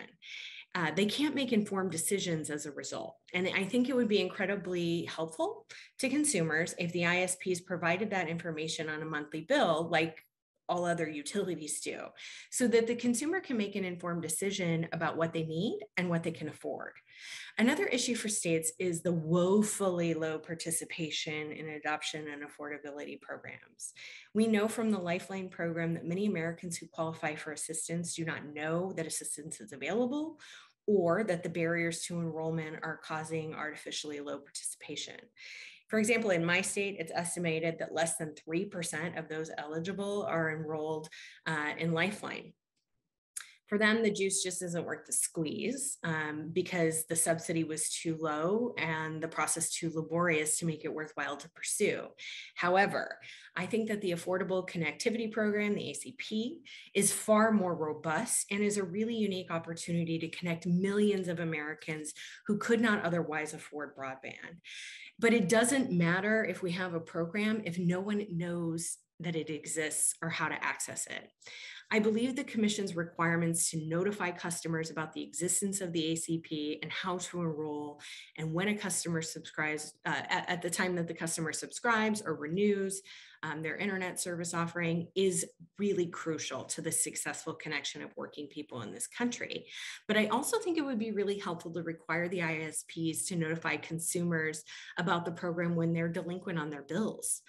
Communicating that help is available to those struggling to pay for those services will definitely help them to access the services and avoid unnecessary disruption. For those reasons, it makes a lot of sense to me to add that information to the broadband label. There are also questions related to the standardization of the labeling and how that should be treated. With regard to the standardization, if the point of the label is to provide consistency to consumers, it's in the best interest of the consumers to limit the customization of those labels. Allowing flexibility is counterproductive to the goal of making it easier for consumers to compare services across vendors, because if there's a lot of variation in the labels, it's difficult to compare them. Additionally, I think it would be really helpful to customers to be notified when those labels are updated so that they can track changes to plans and offerings that are available to them. These are just a few of my observations related to the complaints and the feedback that my office receives on a fairly regular basis. And I do hope that the perspective has been helpful to the Commission and other stakeholders. I do want to thank you again for taking action on this very important consumer protection measure, and I appreciate you inviting me to give thoughts on the topic. Thank you. Thank you, Commissioner Rhodes, for sharing your experience. So thank you to all our speakers for sharing your perspectives. We're now moving on to the question phase of this hearing. So remember, if you have a question, please submit it to broadbandlabelshearing@fcc.gov, and we'll get through as many as we can. We're running a little bit ahead of schedule, so more time for questions. What I would ask, so we've got some questions from the public already. We're going to start going through those. If speakers have an interest in answering, I have a pretty good idea where you may vet out on ability to answer, but please raise your hand, and someone from the FCC staff will make sure I'm aware of that, and we can get to you. Here's a first question, though. Should the way that consumers purchase broadband services inform our thinking about labels? For example, do consumers mostly shop for broadband service online? Do they shop over the phone or in the store? How does offline shopping factor into how the information is presented? Some of you have spoken to this already, but maybe informed by your colleagues at the hearing, if you could expound a little bit more on that. I think if we could go to Diana to start. Yes, thank you. So I think that how consumers purchase and shop is really critical to the efficacy of the labels. In our experience, the first step in shopping is online. Brick and mortar is increasingly uncommon, and most consumers, before they call a provider, are going to have done some research online to see what's available in their area, what the pricing is, and which provider they'd like to call to see about setting up service. So that's why we believe that consistent with the existing transparency rules, the labels should be available via an easily accessible link on a provider's website so that customers can start their shopping experience in that way. Great. And I see Debbie has her hand raised as well. You're on mute, Debbie. We are never going to lose that. Yes, thank you. So I'm going to put on my project to get older adults online hat, if you don't mind, and just mention the fact that there are a significant number of individuals who may be shopping for broadband services for the first time. Those individuals will not be going online, so we need to consider that individual class and that demographic group, and think of other ways other than the online broadband search. So I just want to make that point, and we will be thinking about that in round 2 of the broadband process that I will be leading the working group for the Consumer Advisory Committee. When we think of point of sale, we will be thinking of alternatives besides just looking at the website. So there are a significant number of people who don't today have broadband access. Great, thank you, Debbie. And I see Joshua has his hand raised.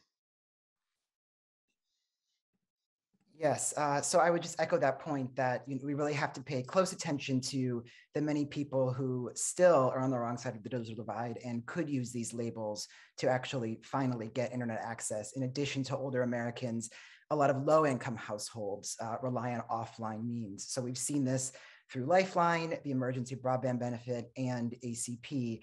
Many of people in those programs are qualifying through Medicaid, SNAP, Pell Grants, which means that they are engaging with social services workers and in physical offices. And particularly, over the past 2 years, of course, many brick and mortar stores have been closed due to the pandemic.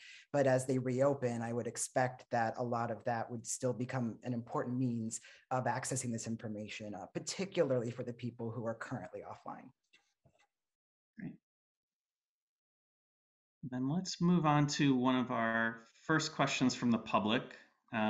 Brett asks whether the inflexibility of the proposed labels configuration limits an ISP's business model. He states the label does not account for variations in business models that are key to an ISP's product differentiation, such as the difference in service plans where there's a data cap or there is not, and where a consumer would buy or rent equipment. His question, he states, is, do you agree? If so, how can the Commission account for these differences in a standard label format? Greg Geiss, I see your hand raised. Yeah, hey, Zach. Yeah, I think it's a good question. As I think the Commission makes clear in the item, additional information can be linked to through the label. And so it should not have the effect of standardizing consumer or broadband providers' offerings around a particular set of offerings. Providers will have flexibility. What will be standardized, though, is the information that the consumer gets on the front end. There will be link throughs, as I understand it, on the label to get to additional information.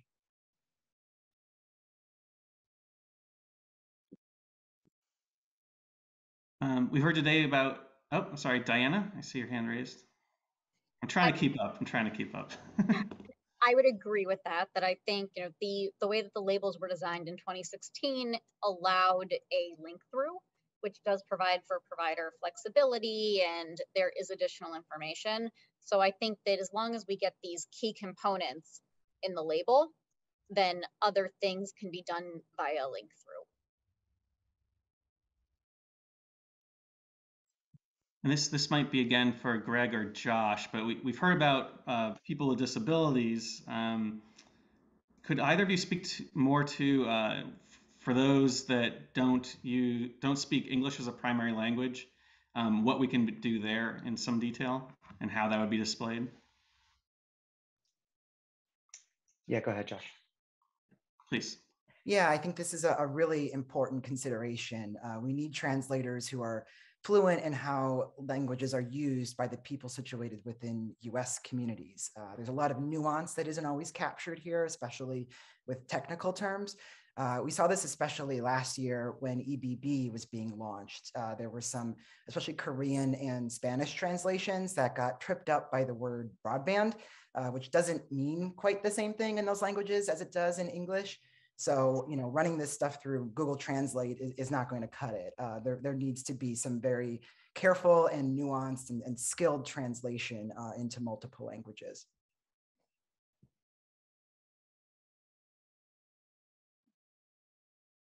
Thank you. Another question. So we had an email from Derek who had a comment and question. Shouldn't the labels concentrate on broadband only? Wouldn't technical details like packet loss only confuse the vast majority of consumers? Another consumer, Frederick, asked whether it will be important to define typical speeds in a way that can be unambiguously determined and checked. For example, exactly how average speeds are determined. What can the FCC do specifically to plan for and eliminate potential confusion? So I think go to Diana first on this and go from there. Thanks, Zach. So I very much agree with the question about packet loss. And to a point that Commissioner Rhodes made, we think it's critical to stay away from jargon. Packet loss, as the FCC said in 2017, is an esoteric metric. It really means nothing to the average consumer. Honestly, I have very little understanding about what it means, and I do this every day. It's not a meaningful metric when a consumer is looking at what broadband do I want to buy. And therefore, we think that eliminating that from the labels will be very important and keeping them simple.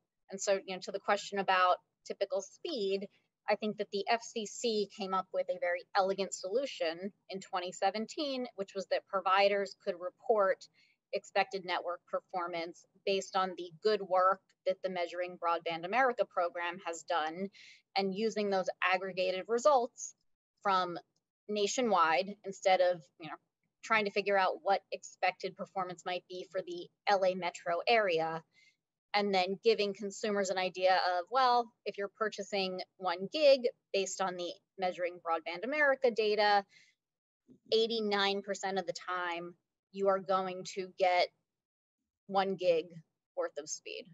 We think that is really the cleanest way to do it and standardize it in a way that consumers will really be able to understand. Thanks. I see Anne had her hand raised next. Yeah, I was just going to add, this was really one of the things we struggled with the most in the 2016 labels, 2015 labels, was how to really simplify it. We were so in the weeds and thinking about different things that it's really important to ask what values, how do we add value to the consumer here? What are they going to want to know to buy? And it's very simple and high level. We got buried down in the packet loss. We got buried down in things. They want to know, is it going to work? What's it going to cost? Am I going to be able to have my interconnected devices and such like that? It is a struggle. And I would advise the new team to really try to keep and remember and just take it to that 20,000 foot level, not at the business level that you're so used to talking in. Thank you, Anne. Joshua? Yeah, I agree. It's really important to keep these labels simple and useful for the average consumer at that 20,000 foot level, as was just discussed. But it is important to recognize that what that 20,000 foot level looks like is different to different consumers. This is a country of over 300 million people, and some terms might sound very technical to a lot of us, but things like latency, for example, ask any gamer, they're very aware of what that means and they care a lot. We should also keep in mind, though, that the label should not be designed to just reflect today's reality. The current situation is very opaque and consumers are very confused and don't know a lot, precisely because there isn't a lot of information out there. The label actually has the potential to educate consumers and help them understand why some of these complex terms actually matter in their daily use of the internet. When the FDA put out their nutrition labels in the 1980s, a lot of those terms also seemed pretty technical or unclear to the average consumer, but now over 30 years later, people are more familiar with some of the nutrition terms. So there is the potential here to use the label to make some of this stuff a little bit less esoteric. Just quickly to respond to some of the discussion around speed testing, I agree that we really do need a standardized measurement of speeds in the label to make sure that we're conveying accurate information to the consumer. But it's very important that whatever measurement and speed parameters are used in this label, that they are transparent.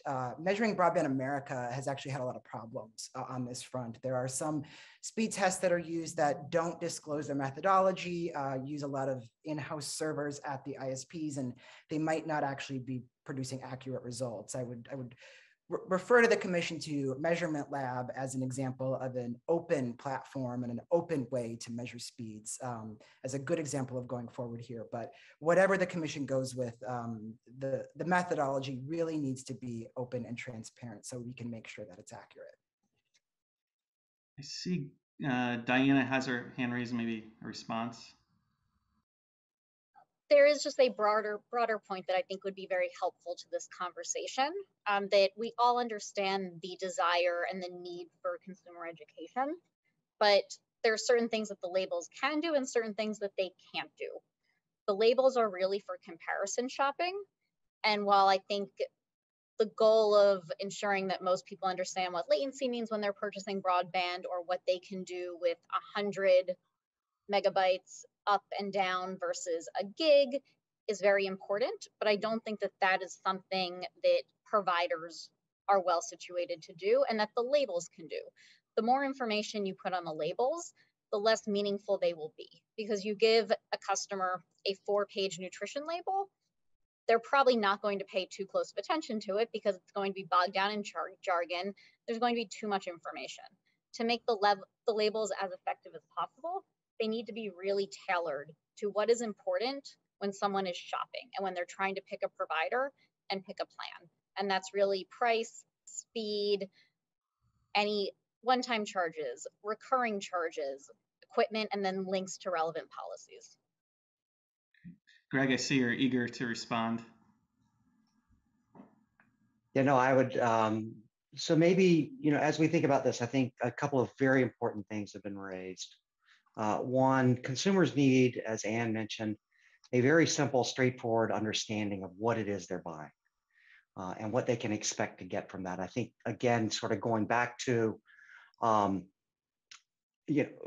having a clear understanding of what the various speeds of service should be able to provide, like, is it good for web browsing only? Is it good for video conferencing, telehealth, those sorts of things, like the Commission's Household Broadband Guide does. I think that can be very helpful. On this point around latency, packet loss, some of these more technical terms, I agree with Joshua that it's important that consumers understand what those things are. But I do want to say, I think it's hard to convey that information on the label, possibly. But again, there is a link-through opportunity. What I would say, and I think this picks up on Anne's point and sort of blends with Diana's point, is that the consumer should understand that at this speed, this is what I can expect with this latency. And really part of this is going to be incumbent on the FCC looking at its definition of broadband and saying, this is what broadband is. And then if that has a latency component to it and a packet loss component to it, then to the consumer, they don't need to know exactly what that is because the FCC will have defined what the realm of broadband is. And so as you go from maybe that base level, whatever the FCC's revised definition, hopefully it'll revise it, will be, there will be a baseline understanding of what latency is needed and what packet loss is acceptable in order to call yourself broadband. Great, thank you. We received another question by email. It asks whether the Commission will consider requiring taxes actually be calculated on the labels instead of saying, quote unquote, varies by location. Is anyone able to address this sort of question and what sort of burden this might have to calculate that in advance on a label? Diana? So I believe that that will make things very complicated, both for consumers and for the providers, because every label that is posted has to be created, housed, searchable, available. So then you have a customer looking for whatever plan it is, maybe in their specific county, because their county has a tax that the neighboring county doesn't. So the providers will have to do a ton of work on the front end to make sure that every locality where they operate has the taxes calculated, which will result in the creation of thousands of labels. And then customers will have to do a lot of work to dig through and figure out which one is applicable to me where I live. So we think that the best approach is to leave it as it is. Now, and this is with the understanding that taxes are typically a very, very small piece of a broadband package. You know, in my experience, taxes on broadband are only related to equipment rental fees, and maybe they end up being 10 cents a month. So it's not nothing, but in the scheme of things, it is something that is quite a small amount compared to the overall price of the broadband package. Great, thank you. Another question, what are the key factors that will aid in implementation, adoption, and use of the labels? I think many of you spoke to that in some of your comments, but what are the key takeaways for implementation? See, Diana, why don't you start? You getting sick of me, Zach? No, it's all good. So I think, as I had stressed earlier, keeping it simple for everyone involved is the best way to do this. It's going to allow the providers to implement these more quickly, and it's going to allow the consumers to really leverage them and use them. So, to that end, I know I made the points about packet loss, and I think, overarching is that, as I had also said, remember this is for comparison shopping. We should not be over-engineering these labels. They cannot be everything to everyone. They're not intended to be included on a customer bill every month. Adding another 3 or 4 pages to the bill every month will just inundate customers with information they really don't need, because they're getting a lot of that pertinent data from the label in their bill every month. They're getting what their package is. They're getting what their fees are. And they're already a customer of the provider. If they really want to look at their label, maybe they're looking at switching providers, they can easily go to their provider's website and find that label. So I think really being targeted in our understanding of what these are for and how we implement them is going to be key to success. Great. Joshua, see your hand raised. Yeah, well, I think it's a really important question, and there are a lot of different factors. What first comes to mind though is standardization. I think it's been pretty clear in these testimonies that there just isn't a lot of consistency in the market. So the label does need to be very standardized and resists the calls to make it more flexible. A super flexible, vague label would just replicate the status quo. So that's a first order point. I think I agree with Diana that the commission should have a laser focus on what these labels are for. Comparison shopping is a very important part of that, but it is not the only intended purpose. You look at the legislative record and there's pretty clearly a wide consensus that there's also just a simple problem that consumers, after they're finished shopping, still don't know what they're getting. And they would like to have periodic reminders of that on the monthly bill. The monthly bill is a very important and obvious place, I think, to include the label. Most people's monthly bills already include page upon page of fine print, so a simple label wouldn't add much more to it. So there is that basic transparency that really is the core purpose of this label. Comparison shopping is also super important, but we have to acknowledge, right, that for many, many Americans, there is no comparison shopping because they only have one provider or maybe no provider that serves their home. For those millions of people, comparison shopping is just a pipe dream. They just need to know what it is they're paying for. And to that point, I think it's also important for the commission to think very holistically about what this label can do and how it can support the other work that's happening. So the Affordable Connectivity Program, for example, one of the big problems there is that low-income consumers just don't trust this market. They're very worried about hidden fees, even when it's advertised as, essentially a free $30 a month service. A label could help build trust in that program. We also heard earlier about the importance of digital navigators in this space, and the infrastructure law included the Digital Equity Act, and as that gets ramped up, there will be many more digital navigators throughout the country who could really use this label to help people, and making sure that the label gets in the hands of those people would also be important. So, this proceeding, of course, we're operating under a November deadline. That's pretty fast for the commission, but there's just many, many other things that the commission is doing where this label could really be helpful. Thank you. Debbie, briefly, I want to get in one or two more questions before we have to close. Yes, thank you. And I wanted to try and get this in just in case we ran out of time. It doesn't really apply to this particular question, but I see our time is running out. I just want to mention one part of our recommendation that we had for the 2015 broadband labels, and that is that there should be a periodic review on we recommend it every 2 years. So I just wanted to throw that out there so that, if we have a new broadband label, that there be some regular review, because I think that this should be a living, breathing document because broadband is continuously changing and consumers' need for good information should keep up with that. So I just wanted to get that in there, that we thought about that in round one, and I think that should be a part of the round two as well. Great, thank you. So final question. What, if anything, should the commission consider as proposed mechanisms for enforcement among ISPs?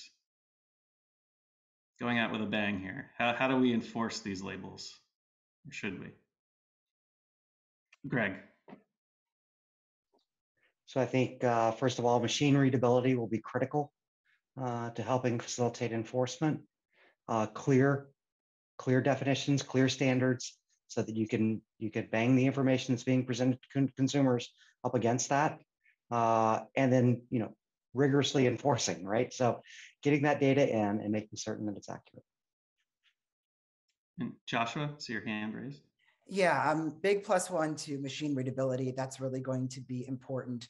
But also when you get to that enforcement phase, the resources that the commission has is also very important. It has to be acknowledged that the commission does have a checkered history when it comes to broadband transparency, and has relied a lot on either third-party companies or advocacy organizations to raise complaints, which can leave average consumers a little disempowered. So things like appointing an ombudsman or other direct channels from consumers to the commission, I think is going to be very, very important here, because consumers are going to be the first line of defense on figuring out whether or not this label is accurate. But consumers don't always, go to fcc.gov like a lot of us do. They need more help in getting there.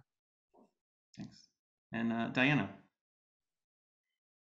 So I think it's very important to recognize that providers are not the bad guys. They are subject to a slew of regulatory requirements, truth in billing, both at the state and the federal level. And while you're always going to find, a bad seed among many, providers are not out there to get consumers. They're not out there to try to game the system. So I don't think that enforcement is really something that we need to be too worried about. I think that 99.99% of the time, the information that is being submitted is going to be accurate, because providers already have all of these obligations. And without consumers, providers are nowhere. If you're an ISP without any customers, you're out of business. ISPs really have a vested interest in making sure that consumers are happy. And I know a lot has been said about promotional pricing, but promotional pricing is really a great thing. It's a result of this competitive market. It's good for consumers, and ISPs don't want to play games when it comes to promotional pricing. They want the customer to know when they're going to roll off. And from my own experience in a company and all the research I've done, when the promotion ends is disclosed, oftentimes on the monthly bill, always at the point of sale, because you don't want to do a truck roll, get that customer installed, get them signed up, only to lose them in 6 months because their promotion rolls off and they're mad their bill went up. Now that happens sometimes, but that really isn't the result of the ISP playing a game and not disclosing something. So I think while enforcement is always important because we want people to abide by their obligations, I don't think that should be a primary focus of what we're doing here. Anne, we're going to go to you for the last word on this. Sorry, I just want to kind of top on what Diane was saying, and not so much in the enforcement, but remember that the service providers are actually very close to the consumers and have the consumer's ear. And to tap into that knowledge as well, I think that was a struggle. I represented the industry when I did it before. I'm now out of that space, but that was sort of a struggle in the beginning. I came in and they thought, oh, we're out to just protect the business. They know the customer, and they know that they respond to the customer and how they provide service and what they offer in the services. Tap into that knowledge as well. Great. Well, we are at time. I think I'm going to close things up. Thank you to our speakers for sharing your time and expertise with us today. Thank you to the FCC team for putting this together. Jeffrey Reardon, Steve Balderson of the Commission Meeting Room staff, who's been doing a great job out of the Commission Meeting Room and getting us streamed and live. Ed Bartholomew, Gerard Williams, Lila Sheeta, Christy Thornton, Aaron Garza, Diana Coho, Deandra Wilson of the Consumer and Governmental Affairs Bureau, who did all the work to make sure that this was a seamless event and we got all the relevant information across to you all in an accessible format. Remember, we want you to get involved. So submit reply comments to the NPRM on the FCC's electronic comment filing system, ECFS, at fcc.gov/ECFS/filings/express. The docket number is 22-2, pretty easy to remember for the year 2022. Keep up with the information on the broadband consumer labels and future hearings at fcc.gov/broadband labels. We're going to do this again. There's more to learn and more speakers and experts to hear from as we develop these. So That's it from us at the FCC. Thank you for participating. Thank you again to our speakers. Have a good afternoon. Thank you.